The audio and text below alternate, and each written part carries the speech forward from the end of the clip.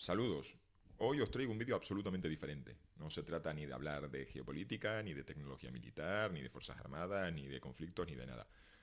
Voy a entrar en terrenos más personales, pero no tanto en mi vida, que eso no le interesa a nadie, sino de mi propia experiencia escribiendo sobre los temas que aquí trato, dándome de hostias dialécticas en las redes sociales, y un poco para que entendáis cómo funciona este mundillo, cómo uno termina en los medios de comunicación, cómo uno termina diciendo tonterías en los medios de comunicación, y en el fondo, para que entendáis, o si tiene sentido esto de dedicarte a ser experto de conflictos y de asuntos lejanos sin moverte de casa. En el fondo estamos hablando de la inteligencia, de la validez de la inteligencia de fuentes abiertas, que es un tema que me encuentro una y otra vez en las críticas que me hace gente de cómo te puedes dedicar a hablar de países que no conoces, que no has pisado, cuyo idioma no entiendes, pero mi perspectiva siempre es desde el punto de vista de la geopolítica, la tecnología militar, las fuerzas armadas, los conflictos, y es y hasta ahora, pues yo creo que, como veis en el caso, por ejemplo, de Marruecos, que anticipé hace meses, incluso en un vídeo que publiqué en octubre de 2020, dije, a lo mejor lo que nos tenemos que empezar a replantear, más que esto de la carrera militar con Marruecos, es que Marruecos nos va a plantear un desafío dentro del terreno de las estrategias de la zona gris. O sea, está ahí, está en el vídeo. Buscad mi vídeo eh, del 30 de octubre de 2020 a partir del minuto 13:08. Bueno, pondré aquí un, un enlace. Y veis que más o menos acierto cuando trato de mis temas. Bueno, menos lío. Ya veréis, voy a tocar varios palos a los que estáis intentando iniciaros en este mundo, a los que estáis pensando, oye, me quiero dedicar a esto, pues a lo mejor hoy vais a encontrar algunas cuestiones interesantes y de paso vamos a ser francos y honestos sobre cómo funciona este mundillo.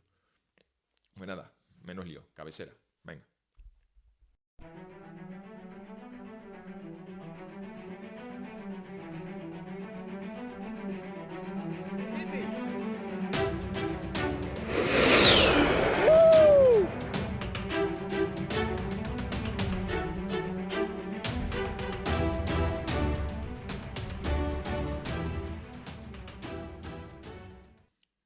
Hoy se me ha ocurrido hablar de este tema porque llevo una temporada en la que estoy teniendo pues una presencia muy activa en las redes sociales. Estoy tratando de recuperar mi página de Facebook sobre guerras posmodernas. He estado muy activo en Twitter.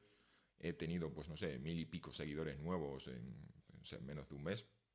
Para alguien como yo eso es bastante. Para las grandes estrellitas mediáticas en España que se manejan en los 50.000, 100.000 seguidores en Twitter, pues es poca cosa, pero para alguien que habla de geopolítica, conflictos, tecnología militar y tiene un sentido del humor muy peculiar, eso ha sido bastante.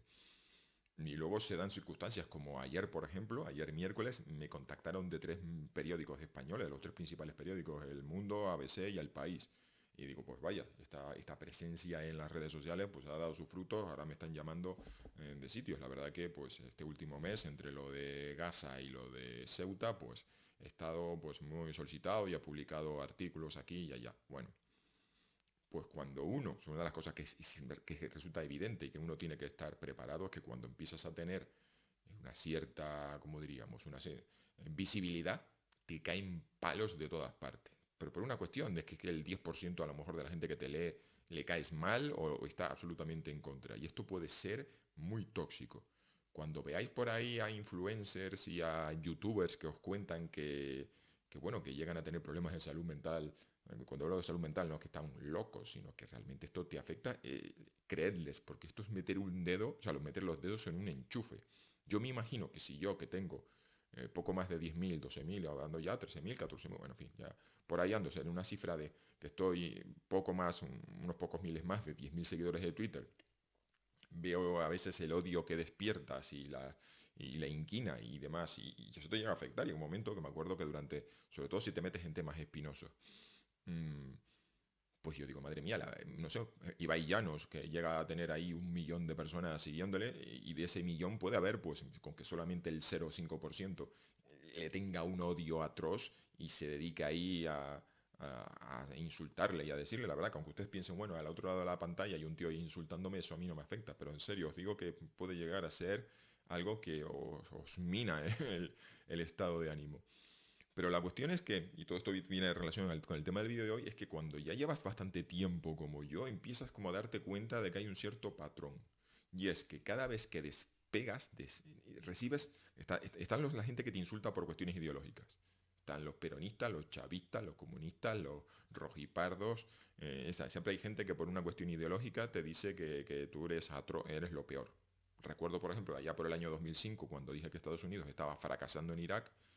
Ustedes a lo mejor, bueno, no sé dónde andarían, pero en el 2005 yo estaba con un blog que se llamaba El Lobo Estepario y analizaba la guerra, la ocupación estadounidense de Irak, y yo dije que Estados Unidos estaba fracasando. Y eso le molestó mucho, mucho, mucho a, a cierto perfil de persona conservadora, es decir, de neoconservador español. Fue una generación de chicos jóvenes que eran más bushistas que Bush, más aznaristas que Aznar. Y yo me acuerdo que uno se enfadó mucho por decir que Estados Unidos estaba fracasando en Irak y me dijo que yo era un simpatizante de Al-Qaeda.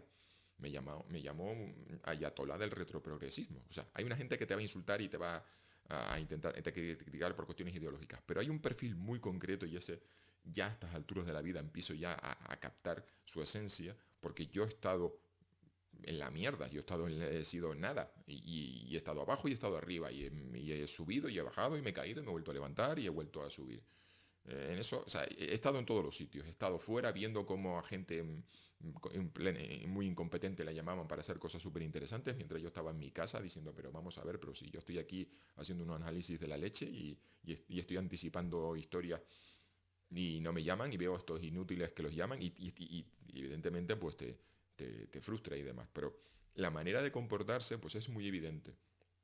Cuando estás arriba y te llaman y te hacen parecer y estás en el mundillo, pues hay siempre un perfil de tipo que se nota que él tiene pues ¿cómo diríamos? Un orgullo personal, intelectual de esto me fastidia que a ti te llamen y a mí no.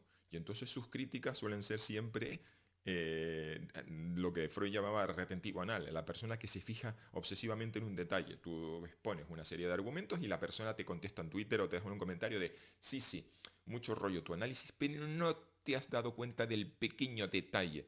Tu análisis no sirve para nada porque no tiene en cuenta este factor en el que yo he estado trabajando tanto tiempo. Y tú dices, yo creo bueno, que mi análisis pues, a lo mejor cubre el 75% del problema y evidentemente siempre se puede ampliar. Pero a estas personas se les nota, hay una inquina de, es que no estás tocando ese tema del que yo soy tan experto. Y, y además siempre el mundo, el mundillo de los medios y de los think tanks es una mierda, porque no estoy yo. Siempre es un mundo de amiguetes y demás, y es horrible y está lleno de gente inútil y no sé qué, porque no están ellos. Y la verdad es que funciona así, sí. No es ningún secreto. Te llaman de medios de comunicación porque estás en la agenda, eres colega y tú les dices, honestamente, oye, mira, me estás llamando, me llamas para que te cuente de un problema del que yo realmente no soy experto. Y ellos suelen decir cosas así como, Jesús, yo sé que tú al menos tienes la capacidad de explicar las cosas de una forma, hacer las cosas complicadas sencilla, y nos interesa más tu afán didáctico que realmente seas el mayor experto del mundo sobre este tema. Dos, a veces te suelen decir, eh, mm, pues sí, simplemente por una cuestión de comodidad, es que, qué lata, ahora tengo que buscar, ahora tengo que estar llamando y llamando y llamando a gente para averiguar un experto de este tema tan, tan, tan concreto. Y luego muchas veces también pasa que tu propio entorno, bueno, no es una presión, pero todo el mundo te dice, no seas tonto, nunca digas que no, tú di que sí a todo lo que te ofrecen, porque si les dices que no, no te van a volver a llamar y buscarán a otro experto y nunca más te volverán a llamar. Y yo llegó un momento en el que me vi a mí mismo contestando preguntas en los medios de comunicación sobre temas de los que realmente no tenía mucha idea, pero más, no tanto porque yo no tuviese tanta idea, sino porque las preguntas de los periodistas, a ver, un periodista le toca hoy hablar de la crisis de las vacas locas, mañana de la pandemia del pangolín, de que un pangolín, al otro día de un ciberataque, otro día les toca hablar de no sé, de una crisis diplomática entre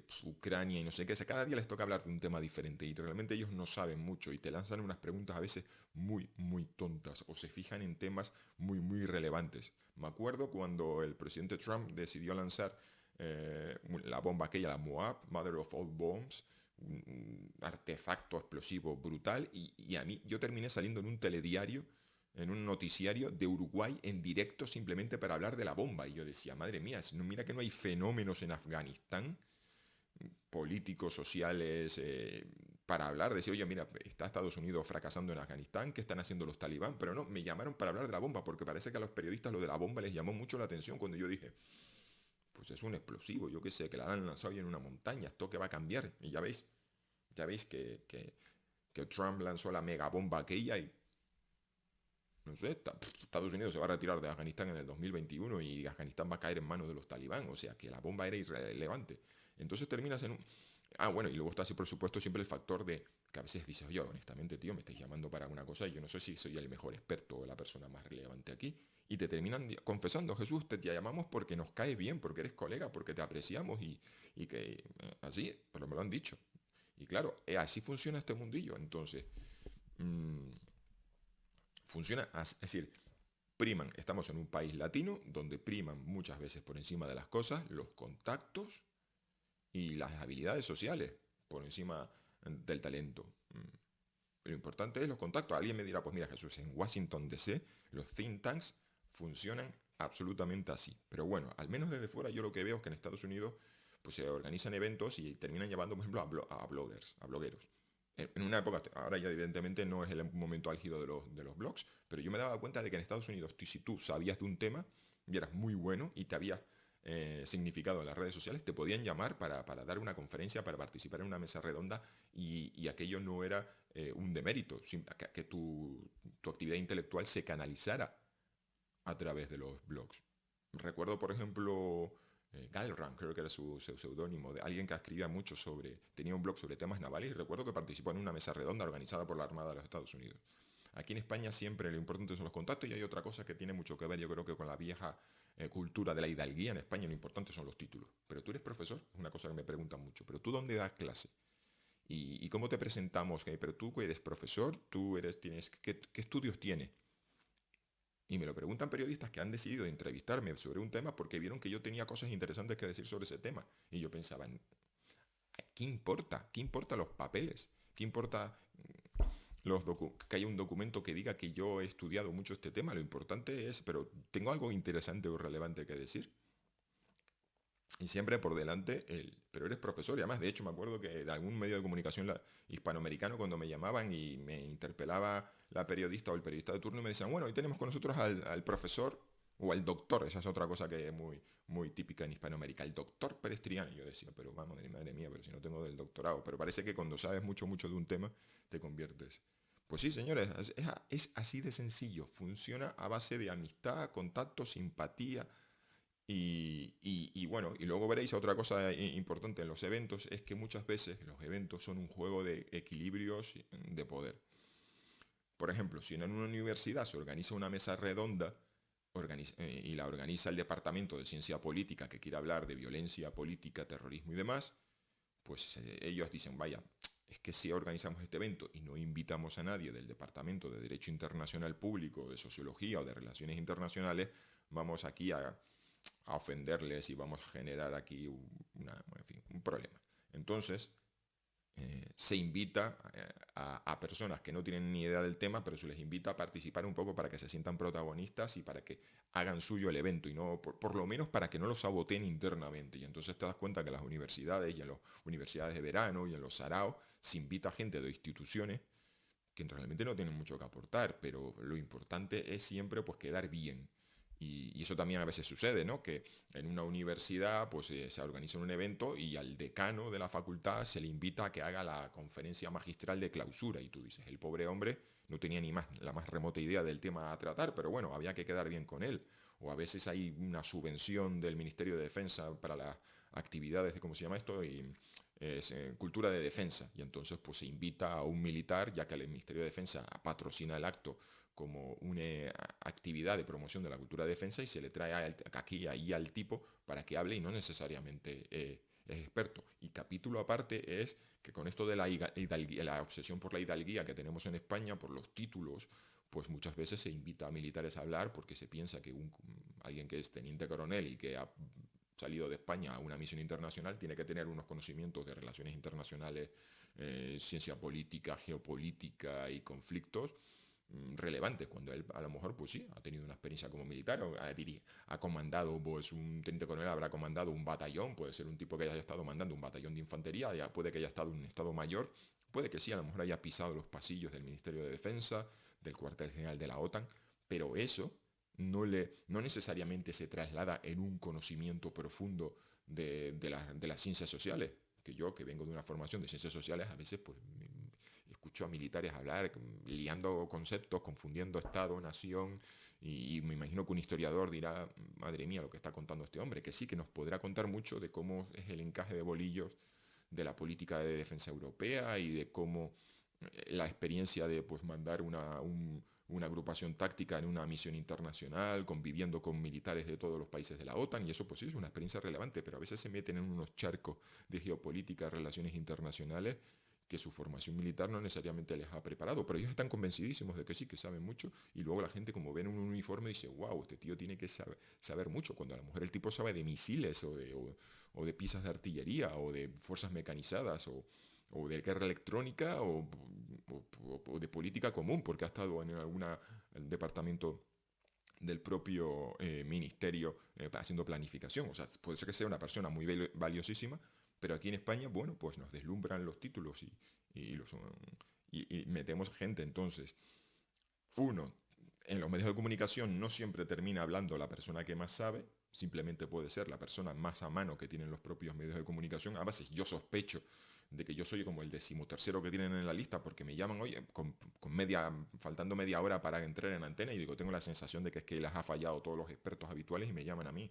O sea, se nota mucho que tira después. Lo dos, en las mesas redondas y en los eventos se nota mucho que hay a veces unos encajes de influencia, poder, quedar bien, si organizamos esto no podemos dejar de lado, tenemos que invitar a... O a veces, por ejemplo, a veces suceden cosas como que se organiza una mesa redonda y se invita a un periodista para que dé su perspectiva, porque tú lo que estás esperando es que ese periodista, como va a ser protagonista del evento, o sea, va a tener su cuota de protagonismo en el evento, pues tú ya esperas que el medio de comunicación para el que trabaja, te dé cobertura al acto. O sea, que vas a ver que en una mesa redonda no están los que más saben, a veces simplemente son los que hay que poner ahí para, para quedar bien con unos y con otros. Entonces, yo lo que veo es que en las redes sociales a mí me llueven hostias de todos lados por cuestiones ideológicas, por cuestiones personales de que les caigo mal, o a veces simplemente porque las personas que sienten y saben mucho y que no les están haciendo caso, o que no tienen el protagonismo o no tienen el eco que ellos creen que se merecen, pues ahí cargan pues, su resentimiento. Y entonces yo que he estado fuera, que he estado dentro, que he estado arriba, que he estado abajo, lo que os recomiendo es que intentéis ir mejor. Ese es mi consejo. O sea, yo la verdad que y me pasa que también he compartido estas conversaciones con amigos de estar eh, harto, que siempre llaman a los mismos, es que les están pagando un dinero que no veas en eventos que están muy bien remunerados o en informes que se remuneran muy bien y que dicen chorradas. Y las conversaciones giran en torno a esto. Es un mundo muy cerrado, donde solamente funciona el enchufe y el amiguismo, somos un país de mediocridad, bla, bla, bla, bla. Mi consejo es, si estáis en ahí, si sentís eso, intentad ser mejores. Es decir, no gastéis las energías en dar por culo en las redes sociales, procurad escribir mejor, escribir artículos más relevantes. Si pensáis que todo el mundo lo está haciendo patético, esa es una conversación que me he encontrado muchas veces en los pasillos, ¿no? Hay que ver qué mierda se publica en España sobre este tema del que yo sé tanto. Digo, pues muy fácil, escríbelo tú, haz mejor. Ay, qué malas son los artículos de la revista del Ejército de Tierra, la revista Ejército, qué malos son. Pues escríbelo tú, tío, escribe. Son 10, te ponen un límite de 3.000 palabras, son 10 páginas de procesador de texto. Y entonces, mi amigo, mi amigo. Y entonces, pero es que organizar las ideas, es que me cuesta tanto. Ah. Así que mi consejo es escribir, intentar. Si os enfada que haya gente más mediocre ganándose el protagonismo en este mundillo, pues intentad ser mejores. Ser mejores y ser regular. Dejar de lloricar en las redes sociales y dejar de lloricar en los pasillos y en los grupos privados. De, ay, qué mal está todo. Sed mejores, publicad, maldita sea, publicad. Y otra cosa, esto es otro consejo que os doy absolutamente gratis. Se han denostado ya los... Me acuerdo cuando yo hablaba de mi blog y la gente ya me miraba por encima de la hombro. Los blogs están pasados de moda. Ahora lo que se lleva es montar hilos de Twitter. Ahora lo que se lleva, me acuerdo, el primero fue Facebook. No. Facebook, ahí yo en mi página de Facebook me suelto un rollo y un día Facebook, por la cuestión que sea, porque utilizaste una palabra que es tabú, porque pusiste una foto de un grupo insurgente y había violencia, por la razón que sea, te bloquea tu página y te ¡pum! Has perdido tus 10.000 seguidores, has perdido todo el trabajo acumulado, porque los señores de Facebook están intentando vender publicidad a empresas y pretenden que sea lo más familiar y lo más amigable posible. Y tu página sobre conflictos, pues no, es decir, poner una foto ahí de una guerrilla masacrando soldados de las fuerzas gubernamentales y al lado un anuncio de, no sé, de yogures, pues no casa, no combina bien. Y entonces las empresas como Facebook procuran, o YouTube procuran eliminar todo el contenido que no sea amigable y familiar. Entonces tu página y todo tu trabajo está en manos de una empresa privada que por intentar obtener unos ingresos de repente te censura, literalmente. Y por eso digo, uno, abriros un maldito blog y dos, pensar siempre que esto es un proceso de gatear, caminar y correr.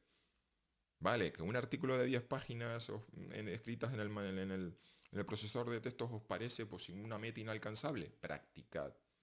Empezad a abrir un blog. Es mi consejo. Abrir un blog de WordPress, que es gratis. Vuestro blog.wordpress.com. Es gratis. Ya podéis luego pensar en comprarle un dominio. Y hacer un ejercicio. Cada vez que veáis un documental, cada vez que veáis una película, cada vez que leáis un libro, cada vez que leáis un artículo interesante, procurar escribir una pieza de 300 a 500 palabras.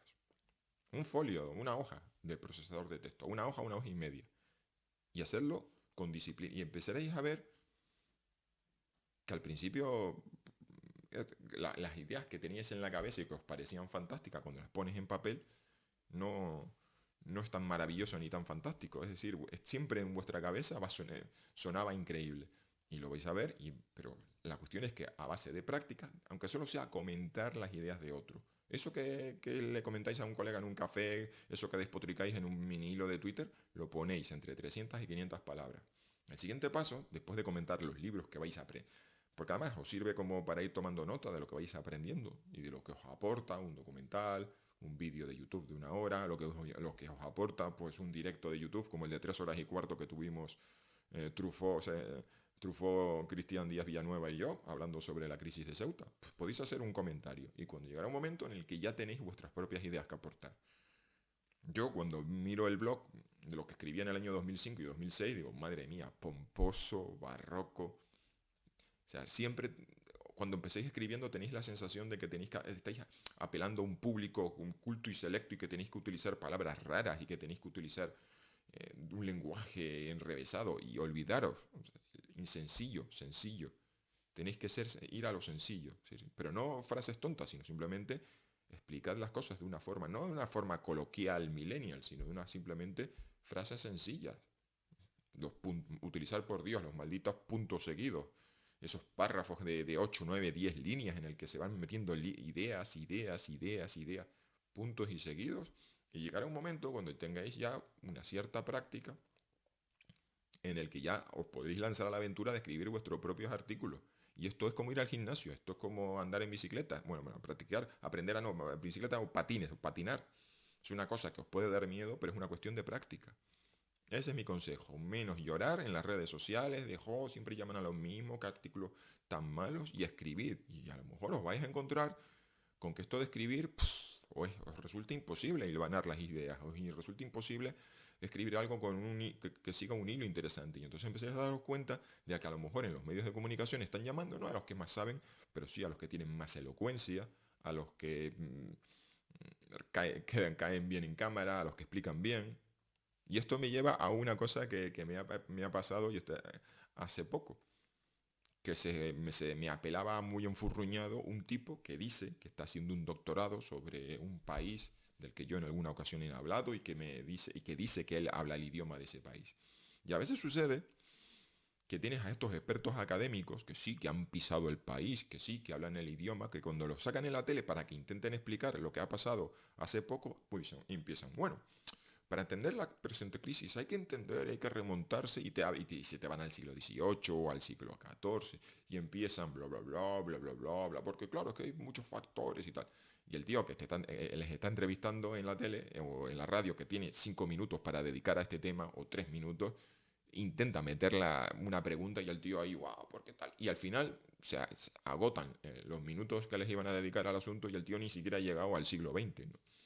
O empiezan a lo mejor a principios del siglo XX, porque recuerdo que fui a una conferencia que yo digo, bueno, van a explicarme una crisis actual del siglo XXI y empezaron, bueno, hay que remontarse a cuando en el año 1920 no sé cuánto y tal, y terminó la conferencia y nunca llegaron a hablar de, vamos, ni del siglo XXI, se quedaron yo creo que a finales del XX, con lo cual, sí, a finales del XX, con lo cual a veces me da la sensación, y esto es otro problema que tenemos en España, el primero es que estos expertos que van al país, hablan el idioma y demás, eh, tienen tanta necesidad de explicar y volcar y contar lo mucho que han estudiado y leído sobre el país en cuestión, que no se dan cuenta que cuando la gente les escucha lo que quieren es que les expliquen el mundo actual.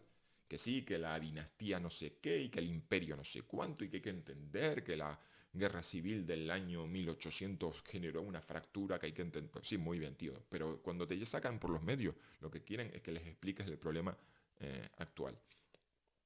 Y otra cosa que pasa con estos expertos de países por ahí perdidos es que cuando se tratan de países que no son democráticos, los expertos académicos tienen un dilema. Uno, hablan de las cosas tal cual son y se pueden encontrar con que nunca más les van a invitar a la universidad de verano, o te dan un relato adulcorado. Por eso cuando aquel tipo estaba hablando de un país que no era una democracia precisamente y se quedó ahí enredado hablando del siglo XX, yo dije, ya veo lo que está pasando aquí. No quieren ni por asomo tocar temas delicados del siglo XXI. Me pasó, me recuerdo por ejemplo, sí, una conferencia, me ha pasado varias veces, por ejemplo, en el caso de China. Recuerdo que en un seminario sobre China, que nos dio una persona que trabajaba en una consultora especializada en asesorar a empresas españolas y que era una persona que venía del mundo de la empresa y que yo pensé, pues bueno, pues aquí en España, bueno, pues como quizás un prejuicio, pero si vienes del mundo de la empresa, trabajas en una consultora con dinero, pues suele ser una persona de derecho, de derechas, pro mercado y con unas ideas liberales y demás. Y esa persona nos hizo un retrato tan favorecedor del Partido Comunista Chino que a mí no me cuadraba. Yo decía, pero qué raro, una persona que podría ser perfectamente en España liberal, pro mercado, pro democracias liberales y que me está contando aquí que, vamos, que el Partido Comunista de China gobierna muy bien y muy sensatamente China. Y me pasó una segunda vez, pero la cuestión fue que cuando la segunda vez, en una conferencia, en una mesa redonda, alguien que iba a hablar de China fue presentado, dijeron, fulanito de tal, es profesor de la universidad de no sé dónde, y entonces qué tal, profesor invitado de la universidad de Beida, de Pekín, y yo dije, ahí lo entendí todo, digo, claro, si tú presentas un retrato de un país que no es una democracia de una forma bastante negativa y cuentas las cosas tal cual son, o cuentas los problemas al menos, no negativa, no necesariamente tienes que dar una perspectiva negativa, pero sí tienes que al menos presentar los problemas y las contradicciones que tiene ese país. Voy a ser, por ejemplo, el tratamiento que hacemos en los medios en España y en Occidente de Estados Unidos, que nos parece un país que está, bueno, al borde de la locura y con un montón de fracturas internas. Pero claro, y eso, por ejemplo, también se aplica al caso de Israel y Gaza. Israel es una democracia con todos sus problemas y todos sus problemas son puestos sobre la mesa en los medios de comunicación. En Gaza gobierna con mano de hierro una organización islamista de forma dictatorial y los periodistas que van allí de corresponsales jamás te van a presentar los problemas y contradicciones de la propia sociedad palestina y los propios problemas de Hamas si quieren que les vuelvan a dejar entrar o si al menos quieren que les dejen hacer su trabajo en paz. Entonces se termina generando esta especie de necesidad de cerrar la puta boca porque si no, no te van a volver a llamar para la escuela de la universidad de verano de no sé qué, no te van a dejar, no te van a volver a invitar, la embajada no te va a contar contigo para el ciclo no sé qué. Que bueno, que siempre está la opción de convertirte en un experto en un país en el cuyo gobierno te resulta hostil y en el que tú nunca sabes que nunca te van a invitar, ni la embajada te va a invitar, ni las universidades de allí te van a invitar. Y al final la pregunta, y con esto ya cierro, y es una de las cosas que quería hablar hoy, ¿se puede ser experto en un país, de un país sin pisar el país? porque en este caso porque no tienes ni la intención de hacerlo o porque ya el gobierno te has convertido en una persona incómoda para ese gobierno. Y la respuesta es, pues depende a qué te quieres dedicar.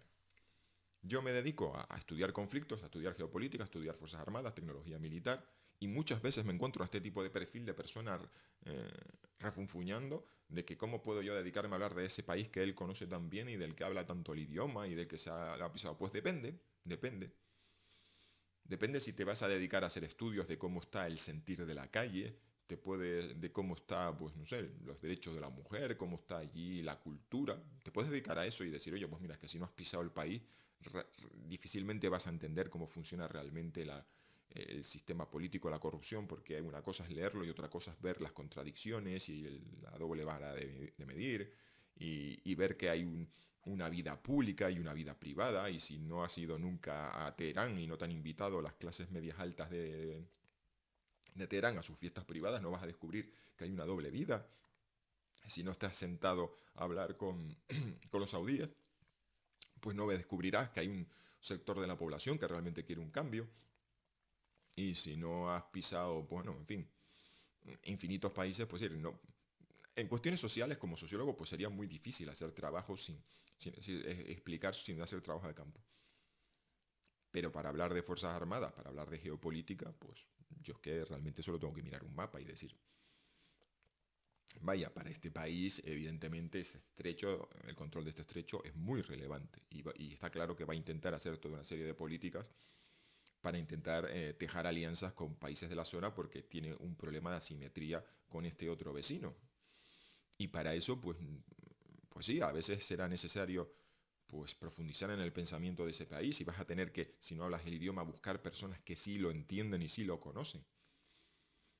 Entonces, al final del día, tu trabajo va a consistir en buscar personas y fuentes que te abran la mente y te abran la puerta a entender ese otro país. Y eso es a lo que yo me he dedicado en los últimos 15 años.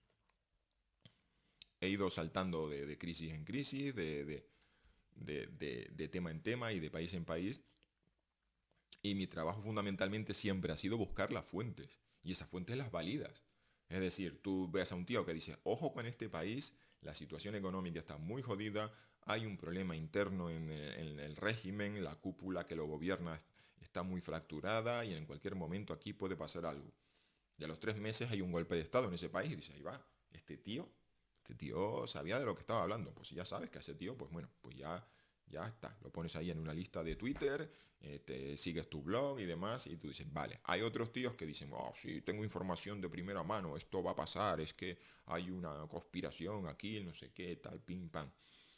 Y pasan los meses y te das cuenta que este tío está intoxicando, que nunca cuenta nada, que pues ya está, lo borras o al menos te das cuenta, oh, es un intoxicador. Ahora la pregunta es, a veces simplemente la desinformación te hace ver cuáles son los intereses de un país. Si este intoxicador está ahí todo el día lanzando mensajes en un sentido, pues te das cuenta de que a lo mejor esos son la clase de mensajes que el país con el que simpatiza quiere que se oigan. Y entonces, pues, oye, mira, es interesante. A veces es interesante seguir a los desintoxicados. A los intoxicadores, no a los desintoxicadores, a los intoxicadores, porque ya te van dando una pista. Por ejemplo, en mi blog veréis que hice una reseña de un libro sobre George Soros y Cataluña. El libro era malísimo y las ideas estaban cogidas con pinzas. Pero cuando uno lee el libro con detalle y lee entre líneas, te das cuenta que ese libro fue poco menos que, si no fue en un libro de encargo, su promoción sí fue promovida, o sea, su promoción sí fue realizada, se fue empujada, es decir, su difusión fue promovida, es decir, la publicidad de ese libro fue promovida a favor de unos intereses. Alguien estaba interesado en montar ruido sobre la cuestión catalana y decir que ahí estaba metido de por medio George Soros. Y eso ya te da una pista. Sobre todo porque además los autores del libro son tan poco discretos que se les notaba muy enfadados cuando tocaban pues determinadas pistas que afectaban a Cataluña. O sea, se notaba que les molestaba mucho que alguien señalara en una dirección. Y eso ya, tú lees entre líneas y dices, muy bien, esto tiene toda la pinta que alguien decidió que había que lanzar una cortina de humo, que había que tirar barro a la cancha o embarrar la cancha y George Soros simplemente una excusa. Podía haber sido cualquier otro. Por eso, entonces a veces no solo se trata de saber seleccionar buenas fuentes y saber seleccionar a quienes seguir, sino a veces también, pues incluso la gente que está con una línea ideológica muy clara o que está al servicio de unos intereses, pues a veces también esa gente, pues es seguirla y escucarla y leerla, pues o sea, te informa, o sea, te ayuda a informarte, a hacerte una idea de lo que está pasando.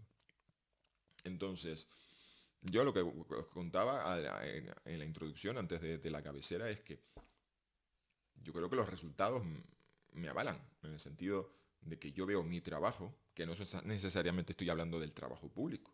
O sea, es decir, no se trata solo de los artículos que he escrito, a veces estoy hablando de cosas pues, que tienen una circulación limitada, por cuestiones laborales, por cuestiones lo que sea. Y yo digo, bueno, si hace tiempo me hubiese dado cuenta de que me tiro a la piscina y meto la pata y soy un desastre, pues me habría dedicado a otra cosa. Pero creo que es el método este de trabajo, de saber buscar fuentes, saber diferenciarlas, saber discernir fuentes relevantes mm, y hacer un análisis dentro de un cierto campo, porque a mí si mañana alguien me pide y me dice, oye, mira, ya veo que tú sabes manejar muy bien fuentes, pues no sé, quiero en menos de una semana que me hagas un informe sobre la industria cárnica en Pakistán. Que ojo, que cuando yo le estoy hablando de informes y análisis, no se crean que estamos hablando de cosas esotéricas, geopolítica o conflictos. A veces simplemente estas habilidades te sirven porque de algo hay que ganar la vida a veces. Utilizar todas estas habilidades pues, para cosas muy mundanas. Pues no sé, yo de la industria cárnica de Pakistán no tengo la más remota idea. Y si me dices una semana, pues a lo mejor en 3 meses sí, pero en una semana no sé quién es quién. Pero lo que me refiero es que yo creo que, o sea, sigo haciendo lo que hago porque creo que meto poco la pata a lo que me dedico. Mm, es decir, si yo hubiese dicho hace un mes, no, pues yo creo que Marruecos no va a buscar. Eso de la zona gris y las estrategias híbridas no va con Marruecos, no sé, en fin.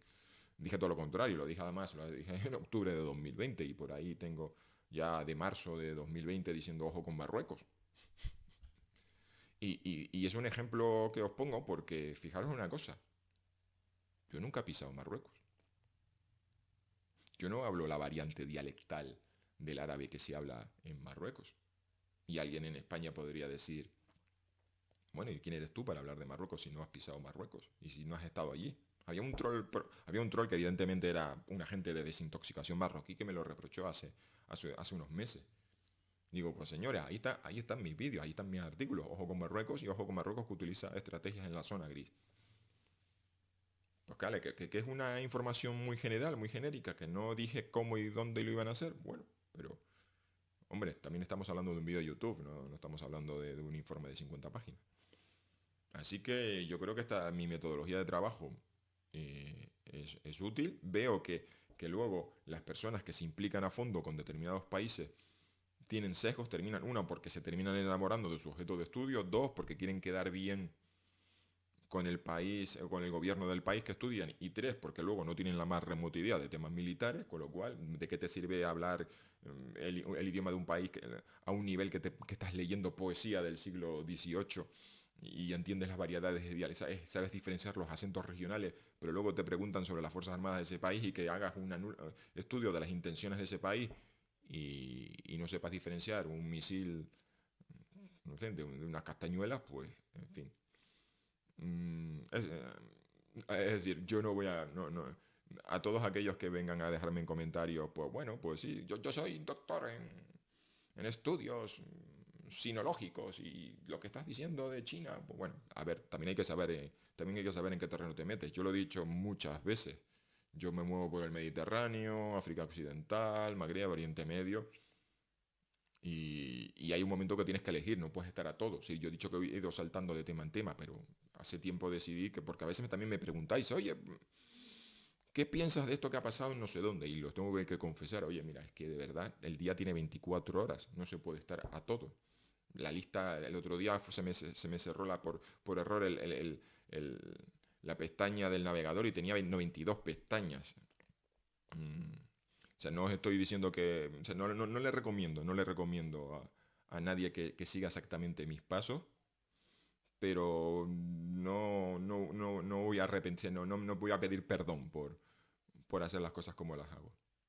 Si tuviese, bueno, eso podría ser un motivo, ya que me estoy alargando mucho, eso podría ser un vídeo interesante, ¿no? Consejos a los jóvenes estudiantes de relaciones internacionales que quieren dedicarse al análisis internacional.